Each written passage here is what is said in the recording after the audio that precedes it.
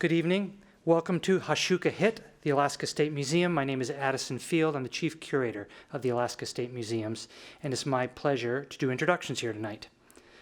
I'd like to start by thanking the panelists who are sharing their knowledge here this evening. That knowledge is from places all over this place we call Alaska, and we are sharing that knowledge on Linkit Ani in a village of the Occoquan. I hope that I can honor and respect that knowledge in those places and be a thoughtful steward of this place for future generations. I'd like to take a moment to thank our sponsors for the Visceral, Verity, Legacy, Identity exhibit. Those sponsors are the Siri Foundation, Rasmussen Foundation, the City and Borough of Juneau, the Friends of the State Libraries, Archives, and Museums, and Gabrielle Ondine. It is my pleasure to introduce our three panelists. Sonya Kelliher-Combs is our guest curator for the exhibition Visceral, Verity, Legacy, Identity, Alaska Native Gut Knowledge and Perseverance. Sonya's solo exhibition component, Visceral Verity, opened in March, exploring themes of credibility, abuse, trauma, and resilience. The gallery titled Visceral Legacy complements this work with installations she has selected from the museum collection. Sonya is a mixed media visual artist with Inupiaq roots, Inuktitut on the North Slope, Athabascan family Inulato in the interior of Alaska, and German and Irish ancestry. She is an internationally known mixed media and installation artist, recently returned from professional engagements in Finland and New York. Sonya works to create opportunities to feature Indigenous voices in contemporary artwork that inform and encourage social action through visual art, community engagement, curation, and advocacy. Sonya Kelliher-Combs is a United States Artist Fellow, a Native Arts and Cultures Fellow, an Idle George Fellow, a Joan Mitchell Fellow, and Rasmussen Fellow.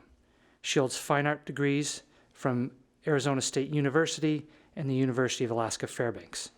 Sonya lives and works in Anchorage, Alaska. Thank you for being here tonight, Sonya. Dr. Sven Haakanson Jr. is a Sugpiaq scholar, curator, and artist of the Old Harbor Alutiiq tribe from Kodiak Island. He holds anthropology degrees from Harvard University and an English degree from the University of Alaska Fairbanks. From 2003 to 2013, he was the director of the Alutiiq Museum and Archaeological Repository in Kodiak, where he promoted community archaeology excavations and language revitalization efforts. In 2007, he was awarded a MacArthur Foundation Fellowship for his work connecting Native people with museum collections, particularly those in France and Russia. He was adjunct faculty at Kodiak College and the University of Alaska Anchorage, and a former chair of the Alaska State Council on the Arts. Dr. Haakanson is the chair of the Anthropology Department at the University of Washington, Seattle, and has been the curator of North American anthropology at the Burke Museum since 2013. He has led hands-on collaborative research among Indigenous experts, museum professionals, and students, including processing and sewing, mask making, tool fabrication, and traditional Angiak boat building. Haakanson has been engaged with gut since the early 1980s, cultivating networks of relationships among people, animals, and Indigenous things made from gut in order to promote and revitalize Indigenous science and values. Thank you for being here tonight, Sven. Dr. Ellen Carrlee has been working with Alaska Museum collections for more than 20 years and as conservator of the Alaska State Museum since 2006. She specializes in the care of Indigenous and archaeological organic materials. Her research on gut began with Sven Haakanson in 2009 and has prioritized hands-on engagement with materials alongside Indigenous artists and intellectuals. She has participated in the processing of viscera from bearded seal, harbor seal, beluga whale, brown bear, black bear, hog, black-tailed deer, coyote, and ptarmigan. Her doctoral dissertation about Yupik relationships of marine mammal intestine explores the reasons for both decline and resilience of gut as a culturally significant material beyond utilitarian explanations. Along with Kelliher-Combs, she is the co-curator of Visceral, Verity, Legacy, Identity. Ellen holds degrees in anthropology, art conservation, and art history from the University of Alaska Fairbanks, New York University, and the University of Madison, Wisconsin. University of Wisconsin-Madison. Thank you, Ellen, for being here tonight, and I'll ask you to get the discussion started. All right, well, it's so exciting to be here and to see this group of folks and to be with these people I've been working with for quite some time now. And I'm really curious, now that the show is up, we had this effort to put up this exhibit, and this is the first time we've seen these things all on display together as a community of collections and items. And I'm curious, Sonya, did it come out what you had thought it would look like, or were there surprises, or what's your immediate visceral response to the visceral exhibit? It was like a punch in the gut. No, I just kidding. I've been saving that one up. Sorry. It's just going to go downhill from here, you guys. No, it's been like 2 years. We've been talking about it and looking at objects for a while now, and when I arrived, there was this,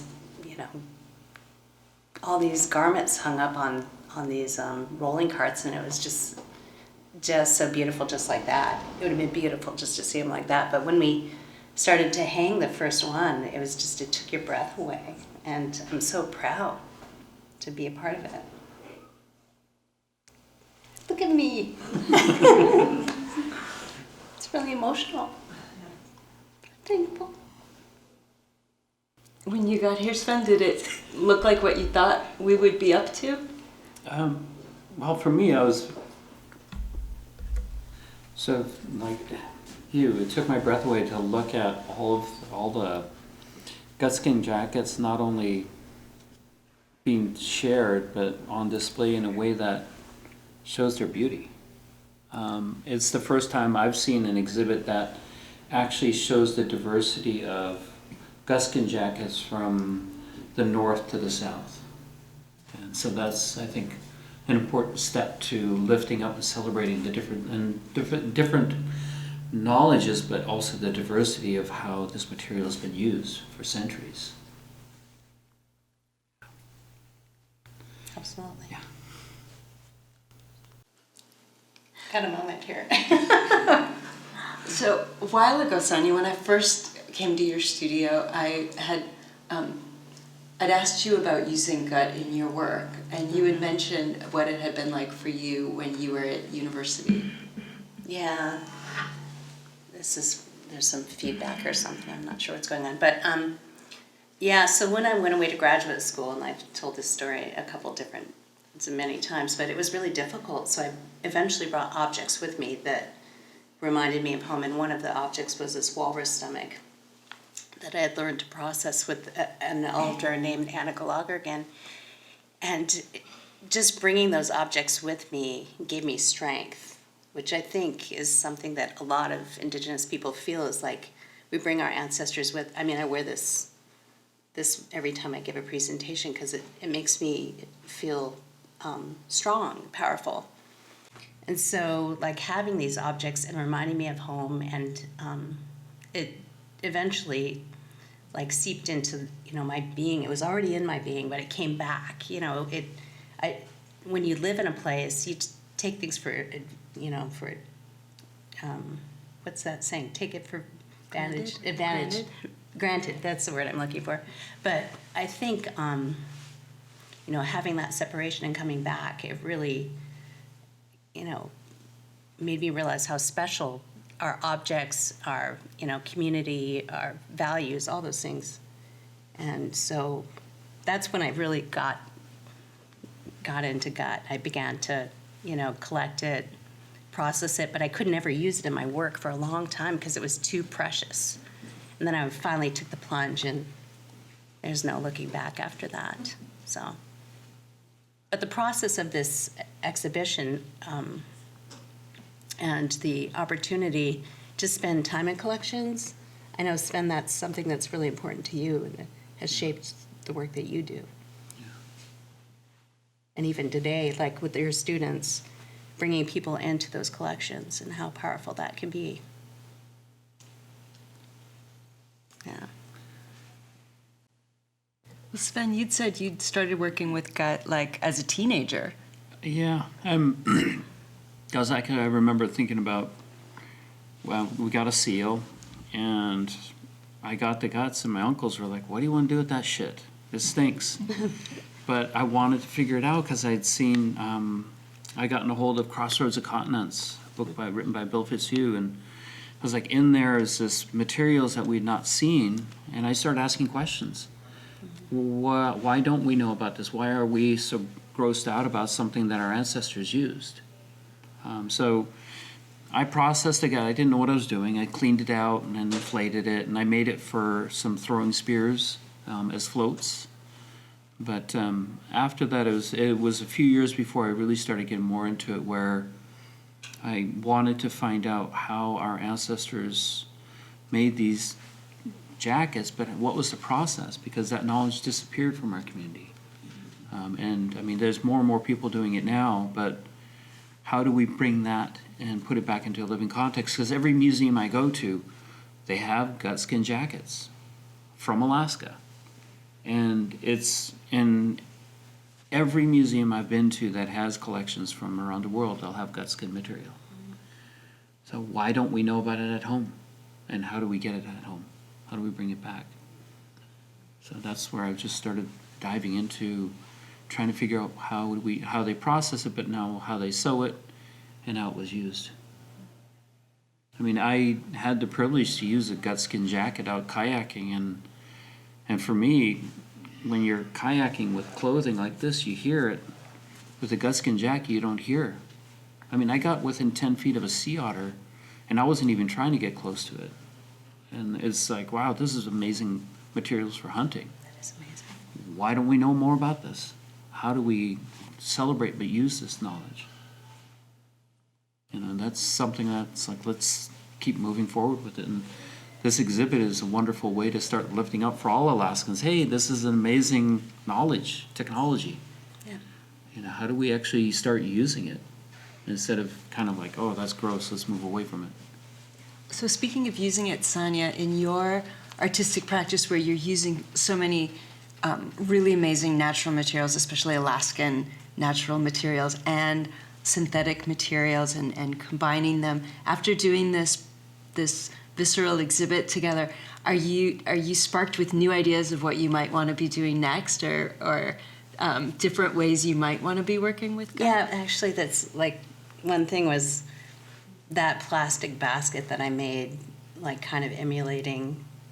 I'm really interested in this idea of juxtaposing those materials, and maybe doing a large installation with historical objects from collections, and doing these other objects. I'm not sure, there's a lot of ideas running around, for sure. But this bear gut thing, I'm really interested tomorrow to see that. But one thing, Ellen, that you were talking about, she's been going out and getting, doing scientific, like little snippets. Talk about that, because she just got some information about some of these parkas that we didn't even know. Yeah. Yeah. Genetic testing. We've been working with this scientist who worked with Sven before on this kayak. His name is Dan Kirby, and he does proteomic analysis, so scientific analysis of protein. And with a sample so tiny you can barely see it in the tweezers. Like if it's big enough that you can see it at all, it's big enough to get a result off of. So you go inside the seam inside and you just take the teeniest little bit, right? And they can do species identification. And so we were trying to figure out what species we were seeing in the gut, because it could help us identify where the item was from. There's all these gut things in museum collections, thousands of parkas alone in museum collections. And in studying these for years, at least half of the gut parkas are not attributed to their culture. They say Alaskan gut parka, or my personal favorite, Arctic gut parka. And we could do so much better than that. They are so detailed in the way they construct the hood, how the seam is constructed, what species they are. Through a preponderance of evidence, you could get pretty close to attributing them to a culture, and then they become available to their people to make these new connections and these new inspirations. And so these samples, we were expecting them to come back, certain marine mammals that we had read about in the books, and hoping to see too features that would help us just visually identify what we were looking at. And some of the samples we got back just a couple of days ago indicated more bear than I had expected to see, because a lot of the amazing. Old anthropological literature says that they're going to be seals and they're going to be walrus, and so to come back and see things that are bear really strongly suggests that those items are going to be Alutiiq or they're going to be Unangan or possibly Athabascan. And those are things that have been chronically misattributed in museum collections and for years and years and years. And so those things have not been available to their communities. And so to be able to bring those back together It's amazing. is exciting stuff. It's really amazing. Well, I mean, I just found a quote from Davidoff that talked about the fact that bear intestine was preferred over all others because of its strength and not tearing It's bigger. from the 1800s. Yeah, I just found it last week. Well, now he just told this to me today, and now we're triangulating because he gives me the quote, and he's particularly saying that seal is kind of lousy for making parkas, right? But in its context, what that person is specifically, what that scholar was saying is specifically for fur seal.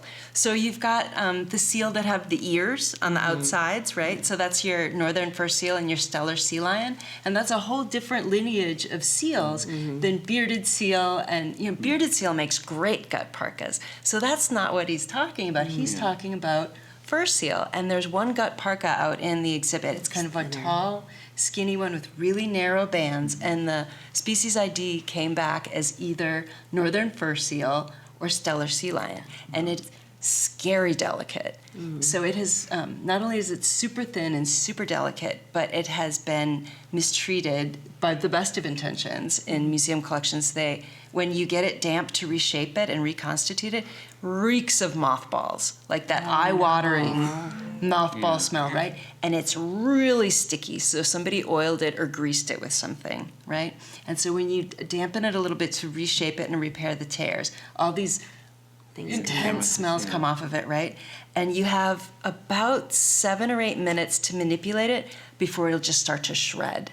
So incredibly delicate. So I was terrified of this thing. I'd come in and I'd talk to it, and it took me weeks to just get it reshaped so we could put it out with the rest of them and it could be seen and appreciated. But what you'd found about the quote about the sea lion, I mean, it is and the fur seal, much thinner, much more delicate, which means how much more amazing that they could make things out of it and use things out of it. Yeah.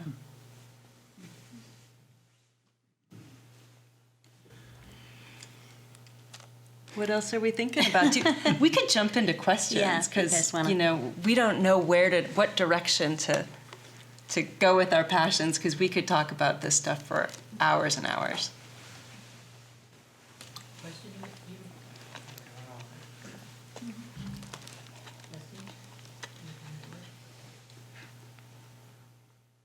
Need the glasses.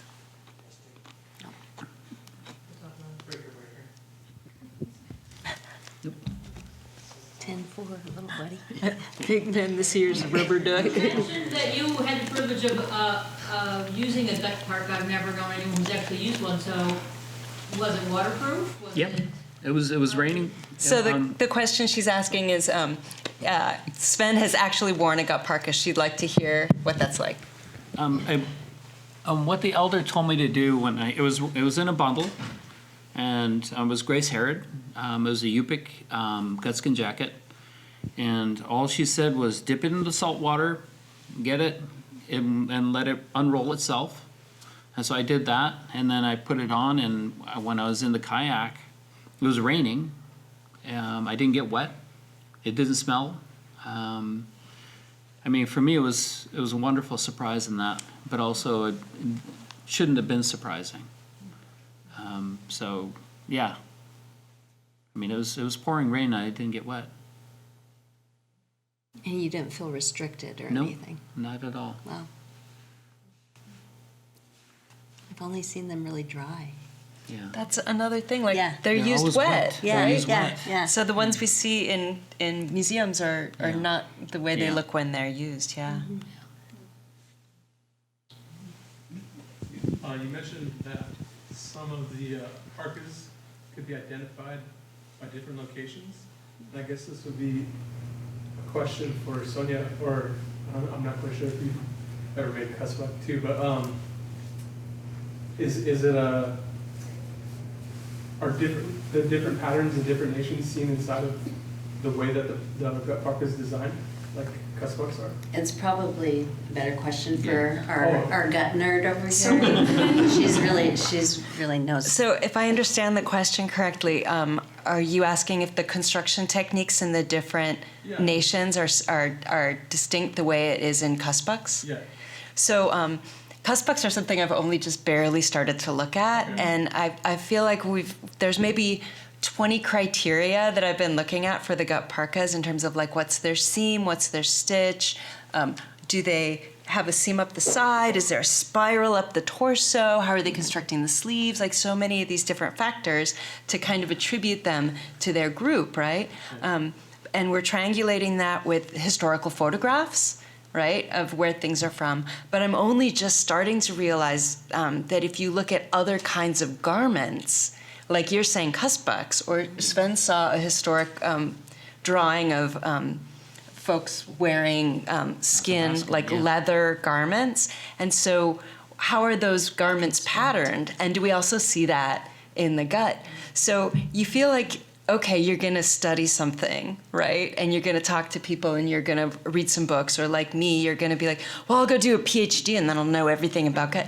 And you just realize how much you don't know, and you're so humbled by the vastness of the knowledge and the technology. And so I think what you're saying about Cusbucks, they will provide more clues for us for identifying these. And there's still a lot of work to be done in that. Yeah. And to add to that, I really feel like there's where the borders, we didn't have borders, but where the different culture groups overlapped, there's influence. So sometimes that is, affecting, the technology, materials.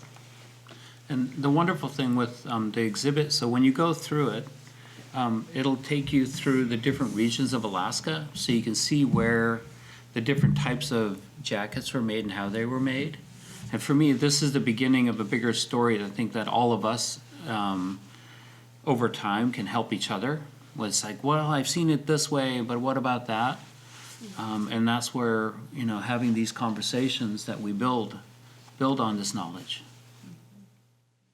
And something that's really amazing is there's like 22 gut garments, or those, parkas in there. And I think this is definitely probably the largest convening of gut parkas. And they spent a long time, and they're borrowed from multiple places, but reconstituting them, some probably haven't been on display in 50 years or whatever, or some maybe never. Ever. Yeah, so it's pretty exciting. Yeah. It's really exciting. Go ahead. I was going to say something that sparks off, though, is so we identify these gut parkas and we can say what cultures they come from. Like, let's say we can do that. Like, then what? So what, right? Well, the so what is then folks like Sonya will be inspired to create new work and to deliver the kinds of messages that she's delivering in the Visceral Verity exhibit, and exploring the kinds of questions that she needs to be working on with her work. And Sven is going to be making a bear gut parka. Yeah. He's that's doing the all next the stage. research right now. Yeah. Yeah, he's making a mock-up of one. So that's, super exciting for people to have access. It's like so important. Yeah. It's like Waukie Charles, the Yupik language professor, he'll say, like, it's not about language preservation. You know, my culture is not like a jar of pickles sort of thing, right? And I think museums for so long are like, we're just preserving this stuff. Yeah. Well, why are these collections important? They're important because they're important to people. So I'm excited to see what people are going to do with that knowledge now going forward, right? Yes. Thank you. Hello, everyone.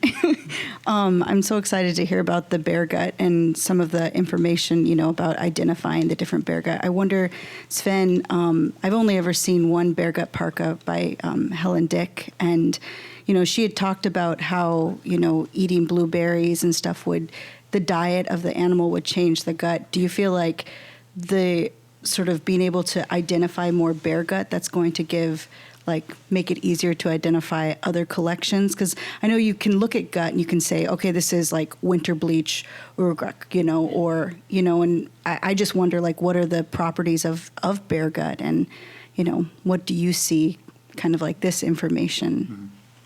So, I mean, for me, you ask a really good question, because over there, I've helped process, I think, about 8 bear gut intestines so far, because it's not exactly something you get very easily.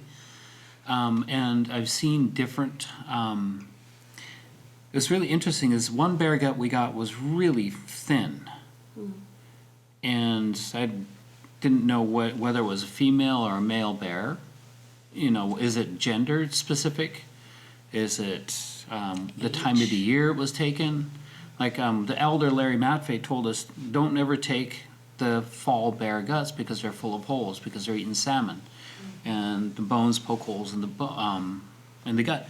And I was telling Ellen about that, and I got a fall bear gut, and it stank to high heaven. But when we tried to inflate it, it was full of holes.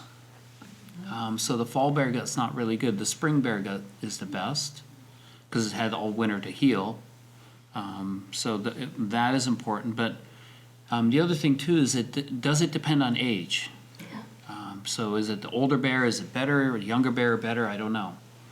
But these are questions that I have now as I've been learning about the processing and using it. The other thing too is identifying whether it's black bear or brown bear or even polar bear. These are things that I think as we start to ask more questions and learn more about it, I think it's going to be, more discoveries. Do you see like a waterproof stitch on bear gut parkas as you're seeing them? It's the same, yeah. Those out the Baskins went in the water too. Some of them. I'm just kidding.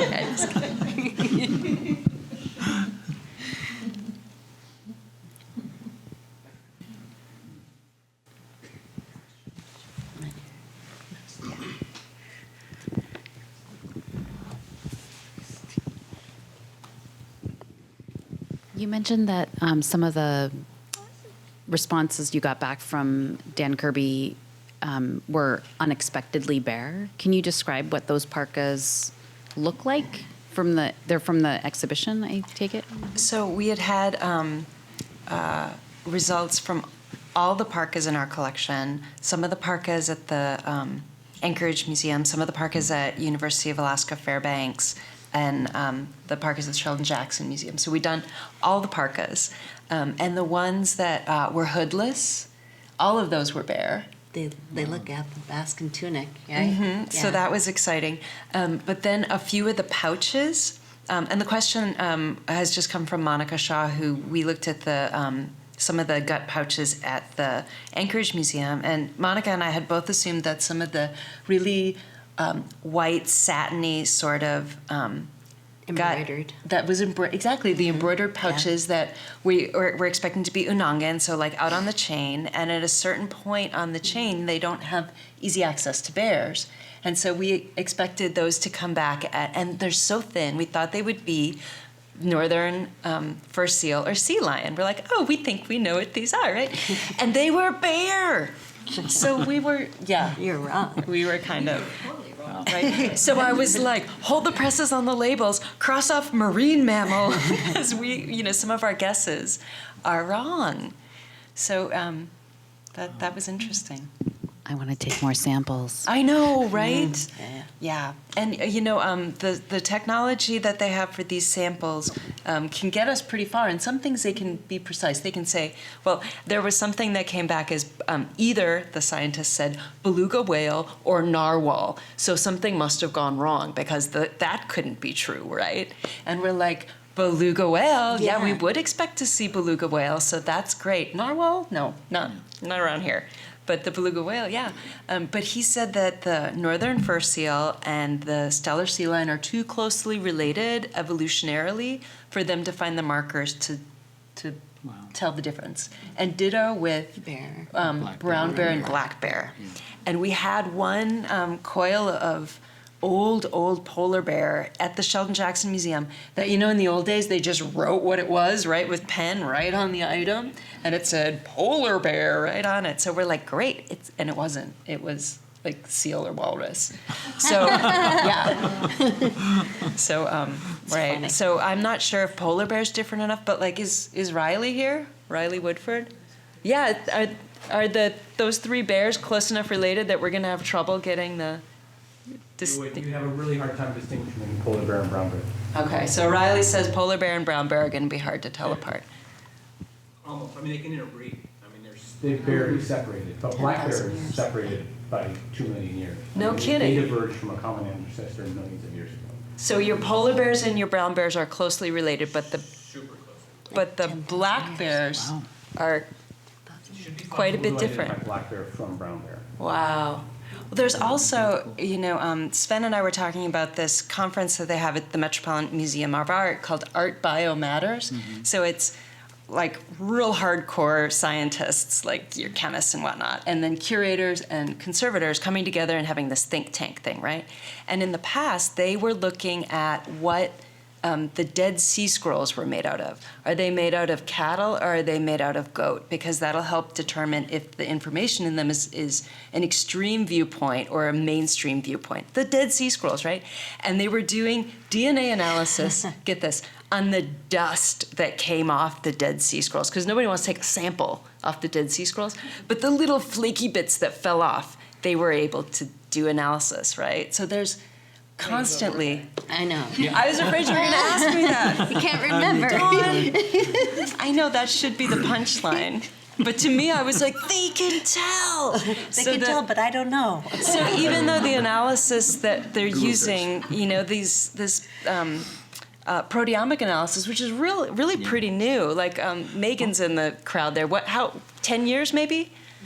Something, 10 or 20 years is a pretty new technology. 10 or 20 years is not very long for us anymore, right? Like my kid would be like, that's years ago. But I mean, because of that, like the kayak that went back to Kodiak, we originally thought it was sea lion when we were looking at this because the skins were so big, but it came back as harbor seal on that kayak. Wow. So it shows how much the size of the seals have changed in the last, 100 years. They took all the big ones. So that was pretty surprising. And so that, the cool thing isn't necessarily that, now they can say that it's like harbor seal or whatever. The cool thing is what that means to somebody from the culture and where that goes from there, and where that information goes. Yeah. Same reason we have small salmon. Yeah, wow. Yeah. So could you say something about, you mentioned you're reconstituting them, could you say something about how they're stored? And how people who are using them would put them away and pull them out seasonally or something? Well, traditionally what they would do is after they've used them, they would shake the water off. This is what I did for the one I use kayaking. You shake the water off and then you fold it and then you roll it. And that's how you would store it for the year. That's how you would store it when you're not using it. And then when you want to use it again, you dip it in water and that's it. But for reconstituting, because they've been in that bundle for how many 100 years or more, you have to go about it a lot slower, I think. Well, here's one of the really important reasons of working with communities, right? Like, 10 years ago or so, I was looking at the Carrlee collection in Kodiak with Sven, and there was a rolled up gut parka that didn't belong to the museum. It belonged to someone in the community. And Sven's like, well, the elder said we can just dip this in water and unroll it and it'll be fine, right? And I was like, whoa, no, don't do that, whoa, right? It's not even in your collection where something goes wrong, like there's all these reasons, museums wouldn't do that sort of thing, right? You know, we'd put it in a humidity chamber, right? Like, and slowly, right? And You should there's have seen still... her with your little doctor outfit earlier. It's hilarious. But then, you know, there's this amazing video that the Arctic Studies Center was doing about processing gut and sewing gut. And the elders were working with museum folks, and they're like, no, there's certain kinds of gut you can get directly damp with water in a controlled way and slowly, you know, reshape them. But then there's other kinds of gut, like there's the white kind, what they call winter bleached or winter processed, which is basically freeze-dried, is what gives it that white, opaque, satiny look. And it's more flexible, and it's used for ceremonial purposes and windbreakers, but you don't ever get that wet. And the literature had said because it, you know, it's not a raincoat because it's not waterproof. It's definitely waterproof, but what's not waterproof is the white finish.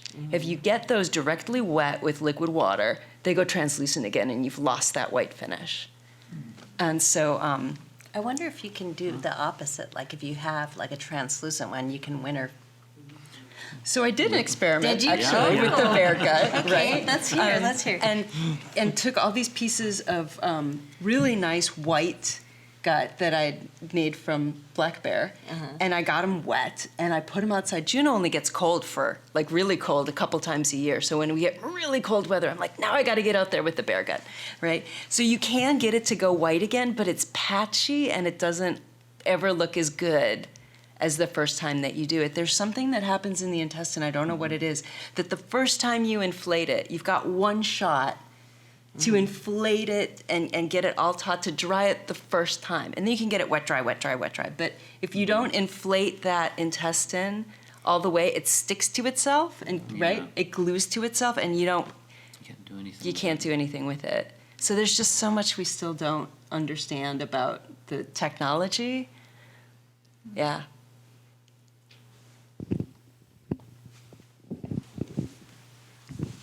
So, do you have any idea of how long one of these gut parkas would be serviceable when somebody's out using it, you know, to hunt day after day or year after year? How often did they have to replace them? I think they're probably replaced every year, just from wear and tear. But I think, you know, I don't know. I mean, I've seen jackets in Russia where they have small patches on them, but, you know, I don't know. Like Mary Chanuchik, she made them every couple years for her family members, right? Is that right, Don? Okay. Yeah. So, yeah.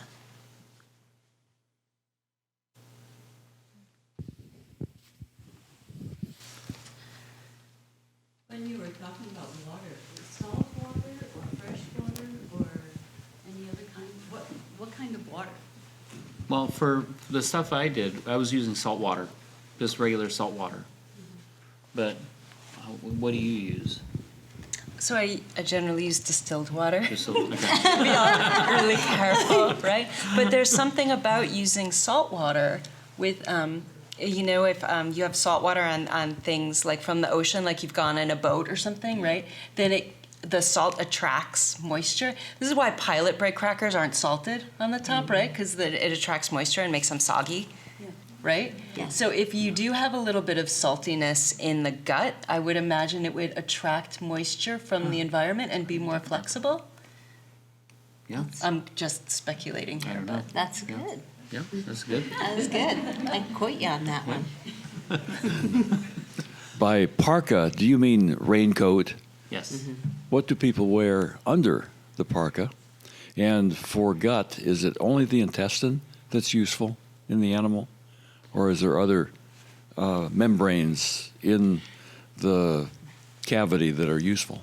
Thank you. Well, I mean, the quote that we found, they were talking about using whale tongue for making raincoats. So that was something that I didn't know about. So that's kind of like, wow, that would be interesting to try. What else? So esophagus is used Yeah. for certain Very popular. parts. There's in the exhibit, there are these really cool, tall, white bags that are made of esophagus. There is a contemporary bag that Coral Chernoff has in the exhibit that's made from the heart sac of a sea lion. The Bladders. bladders. Bladder Yeah. bags. So that Moose heart bags. right. Walrus stomach containers. The lungs. Lungs. Yeah. Drums, like really, those amazing big drums are often made of walrus stomach. And if you hear a drum that is stomach material, which was the historical material, I feel like you feel that Yeah. beat in your own stomach. Yeah. Right? And It's amazing. most of the drums from northern Alaska these days are like aviation fabric or Yeah. like synthetic materials.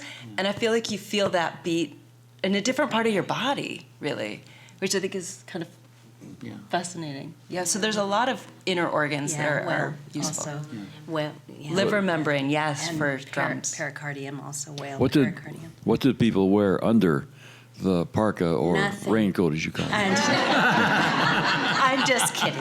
What did you wear? No, I just I wear a shirt. I'm just kidding. I don't know. Like probably. Well, this is one of the things that I can't understand unless I were to wear one. Maybe Sven has a bit. People regularly say how warm they are. Yeah. That gut parkas are really warm, which is, they're so thin. How could they be warm? But like someone was telling me, silk, right? Silk can be very warm and very thin. And there's a picture in the exhibit of a Yupik woman pulling in nets from the river, and she's wearing a gut parka, and she's got no pants, no boots, and she's standing in the river. Like, and it's like probably the Kuskokwim River she's standing in. I mean, there's something about these garments that are warm that I don't understand. That's one thing that Mary Chnuchik said, is that gut parkas save lives. If you're out in a kayak and you flip your kayak, if you're wearing a commercially made thing, you'll die of hypothermia. But if you're wearing a gut parka, you'll stay alive because it keeps you warm, because it's natural. Wow. Wow.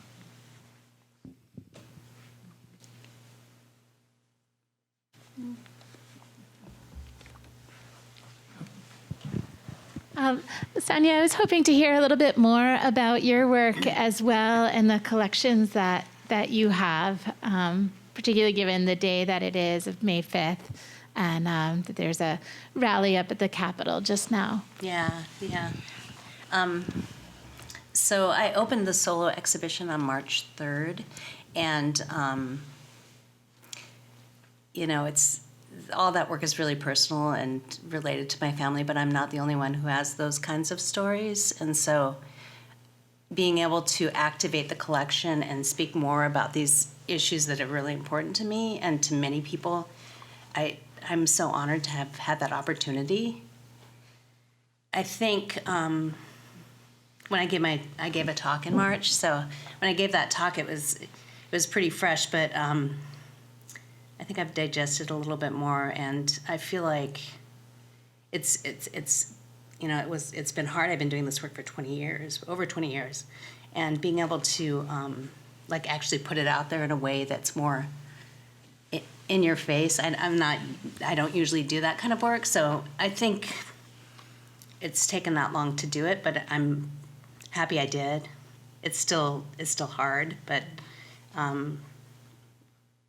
I think the more that we talk about these things, the easier it becomes, and we're all connected that way. So, yeah, thanks.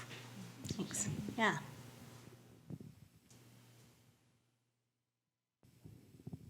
So Sonya, as long as we're talking about your work, I keep talking about this. One of my favorite things that you had talked about, like you do these installation pieces where there's many individual components, but the work is all of those pieces together. Yeah. Right? Yeah. So you can't just buy one idiot string. It's the whole group together. Yeah. And they just, belong together. kind of like we're individuals, but we're all part of a society or a community. Mm-hmm. Can you talk about your work more in that sense? You just said it. You just said it. No, I mean, a lot of times, and I also have been thinking about this more, is like, is I do these works that are all individuals, but they're all a part of a community because that's where I come from. And that's the way I think about things. And we're all related. We're all more similar than we are different, most of us, many of us. And we're all connected. We share a common DNA. So I think we can learn a lot from that just simple idea. And also because they're about specific issues, or I make mini sets, like let's say the Small Secrets. I've done many iterations of that. I've been doing them for years and years and years. They address different issues. But I feel like they're like a collection. And this is the first time actually that I've included pieces from that are not a part of the original collection, because we borrowed from your guys' collection because they have a small set. It was my first set I ever did that are in the State Museum collection. So that's unique, but yeah, they all belong together. If you're really special, I might make you a small secret, but some people need big secrets. No, but yeah. And Sven, are you able to say something about artwork not being just done start to finish all by just one person alone, but the community of it? That's something that's, I think, really important for us to have conversations within our own communities, where you have people who go out and get the animals, people who are good at literally not having a problem scraping bear gut or cleaning it, and then processing it and then actually making it. It's a community endeavor. And right now, our society is, oh, you got to do it all by yourself. And I don't think we should be thinking about it that way. How do we work together? Like, for example, when you look at the exhibit, that was a community that came together, a team that came together to put this amazing thing that is now we can all enjoy. But it wasn't one person doing it. And us having the conversations of how do we stop saying, hey, you're an American, you got to do it all by yourself. It's like, actually, no, we should be doing things as communities. We should be building these communities so that we're celebrating not only what we're doing together, but we're celebrating our lives together. And for me, that I was just thinking about what you were saying in terms of the materials, the story. You're stitching together something that is beautiful, but also stitching together something that is having a conversation about things that are uncomfortable. Mm-hmm. And having a conversation so that we can find a path forward together. And like, as I'm learning about trying to do all this work by myself, I shouldn't be doing that. We should be working together to make it happen. So please come tomorrow and scrape gut with us. Yes. Please, I mean, really. People pay to go do this, so this is like a free... Bring a spoon. Bring a spoon, exactly. We don't have enough spoons, so bring a spoon from home. Yeah. Yeah. Yeah. It'll be fun. Would that be a teaspoon or a tablespoon? And teaspoon works better so you don't break it. Mm-hmm. Yeah. This woman has... I'm just wondering about the resilient component of this whole thing. Is it having these kind of conversations and working in community? Is that the resilience piece of your installation, or what do you see as the resilience piece? We're still here, you know. We're still making. We're resilient. We're like, even though these objects, we still are connected to these objects. It's a legacy. It's like we're continuing on, and and we're resilient. We're still here, you know, not in a box in a museum, you know. I think there's a lot of ways to think about it, but that's kind of the way I think about it. Yeah. And they're moving. Yes, they are. Can you talk a little bit about that? Because Sure. that was mesmerizing to me. Most of the times when I see things in museums, they're stuck to a wall, or they're in a case, or there's something. These are actually moving. They're Even living, the kittens, there's like living beings. That's the way I think about these objects. They're our ancestors. They're still there. So, and yeah, I've been doing the idiot strings for quite some time, but I've been wanting to do something like this for a very long time, like to fill like a huge space with them. So it's just amazing experience. And the people here that installed it, that I worked with, the best of anywhere. And I've installed at the Smithsonian, you know, I've installed all over, you know, so it's really professional. Very good.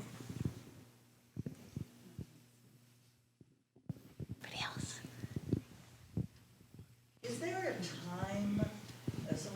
time element? I can speak just fine. It's for the audience. Is there a time element for, oh, We're on television. is there a time? Is there a time element? I mean, do you freeze? How did you preserve what you brought? Where did this bear come from? What was his name? No. It was Tell Teddy me, Bear. I'm just interested in this process Okay. tomorrow. Could you talk about it a little bit, and what time does it start? I just thought people are gonna wanna know this, and, yeah. Okay. Because bears are, you can hunt bears, professional bears guides. There's a bear guide who has been providing me with intestine that he brings back from bear hunts. And it's an extra burden on them because you're carrying another 10 pounds along with, a couple 100 pounds of skin and the skulls when they're carrying it out. So I really do appreciate the bear guide doing this. And he's been doing this for me for about a decade now. And I asked him what he started to do. Well, in our society, traditionally, when a bear gave itself to you,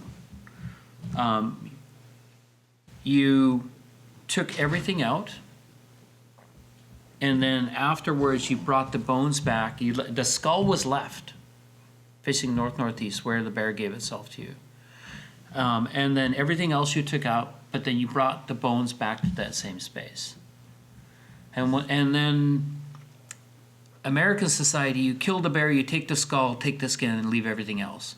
So you're going against our entire culture, our way of respecting the bear and honoring the sustenance it gave to us. And so when I shared that story with the bear guide, he then was like, okay, what can we do differently? I'm like, he can't bring the meat out, but he started bringing meat back to the community to use. And then he also started bringing the intestine back for me to be able to use to teach, to share that knowledge with our community. And so that's where the bear is coming from. It's from Kodiak Island. The process is we'll flush it out a little bit more tomorrow morning, and then what we'll do is we'll scrape off the outside membrane, invert that, scrape off the inside membrane from there, and then invert that, and then on Sunday we'll inflate it. Exciting, huh? Yeah. And it can be 50 feet, 75 feet? 75 feet. 74 feet is the longest one I got. So it's pretty cool. Where is that being done? Out front, tomorrow morning, 10 to 4. Out front? Yep. In front of the museum, yeah. So by invert, you're gonna turn it inside out? Yeah, yep.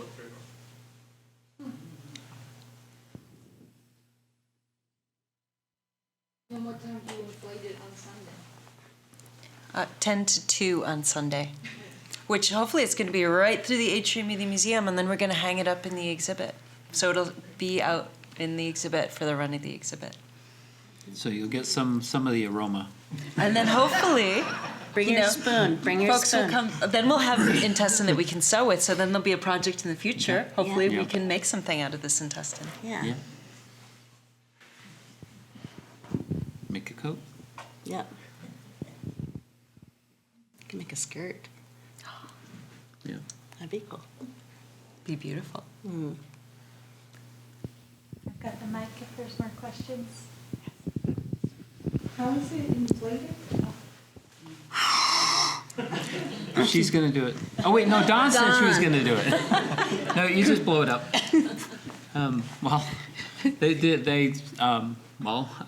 Peter, it's Peter, right? Yeah. Peter just made some inflators for me today. So we'll blow it up by just blowing into it. It's like a little wooden. Yeah. I made the mistake of not knowing about that before, and so I was holding it and blowing it, and I was like, oh, it tastes terrible. I've used a turkey baster, but his thing is better, I Yeah. think. Yeah. So I know you guys have talked a lot about the kind of the seams and the waterproofness. I was wondering if you could talk a little bit about how those waterproof seams are done and what kind of material is used for those. You guys are looking at me. I'm looking at you. Well, So if the waterproof stitch, I mean, it's in terms of the sewing, I mean, it's something that we're trying to, it's like, how do you explain that? You just have to do it. Well, it's a combination too of, it's the way the edges, like the seam is the way the two edges of the material come together, and the stitch is what happens with the thread. So it all works together, and if you want to pull the stitch really tight and you don't want to rip the gut, you need to stick something else in there that you can really yard against, and different cultures solved it different ways. So in Kodiak, they're putting another stitch over the top, so it's what double stitch they call like double stitched or couched, stitch, right? yeah. The Yupik folks put grass on both sides of the seam, which also kind of swells up, yeah. Sometimes the Inangan cultures will put a piece of esophagus in the seam. You can pull that really tight. So there's different solutions. Different cultures have different solutions to these same challenges. Yeah. I mean, I've been sewing and I bent my needle when you have a damp. I bent my needle sewing through gut. Yeah. I have a question. Thank you. Sorry I'm late. So is this use of gut a climatic? Is it really just a latitude issue, or is it? Do other cultures use it? And then if that's the case, do we need to think about that going into the future? What are we going to do, and because in fact if that works and works well, is that something that we should be thinking about for, because we can't do it the traditional way to the extent that those cultures did, maybe. So something on that order. I mean, my own theory is the gut skin didn't work really well in the South.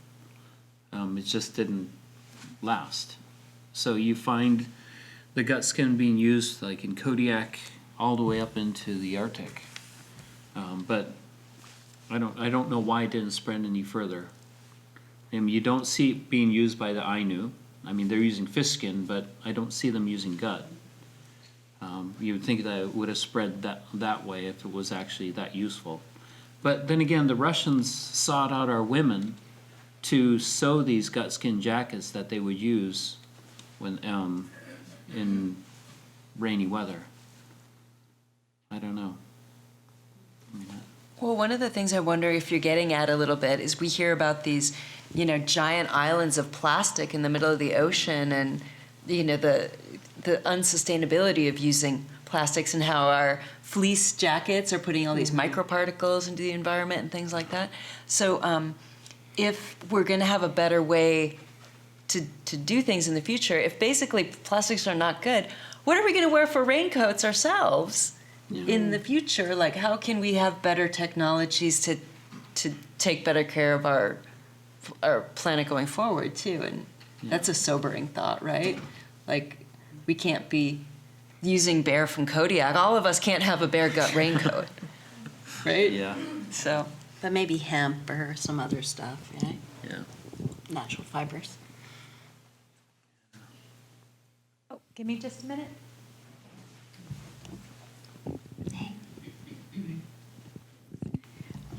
I was wondering about, I know that with fish skin, right, so it dissolves in hot temperatures, is gut similar, or how does it do in hot water? No hot water. No hot water. No hot water. I have another experiment I need to do. Yep. So. Yeah, no.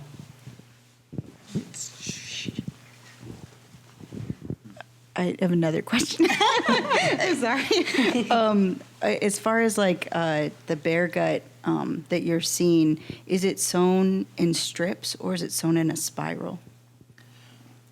Well, you've got two different. Right. So what we tend to see is that the Yupik parkas the torso, they go in a spiral, but a lot of the most of the other cultures, you see seams along the side, and they're staying at right angles.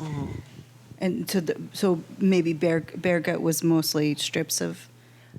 I feel like that's what I'm seeing, but I don't know why. There's a reason. Like, all these things are very purposeful. They have seams. Yeah. Good pondering. Yeah. More things to learn. Yeah. It's endless, isn't it? Yeah. Yeah. Well, I think we maybe have come to the end of our time here, and I'm so thrilled that people came and asked such great questions. Now I'm pondering some new thoughts to move forward. And we'll see you all tomorrow. Yes, come scrape their 10 gut o'clock. with us. Yes, for sure. Thanks for coming.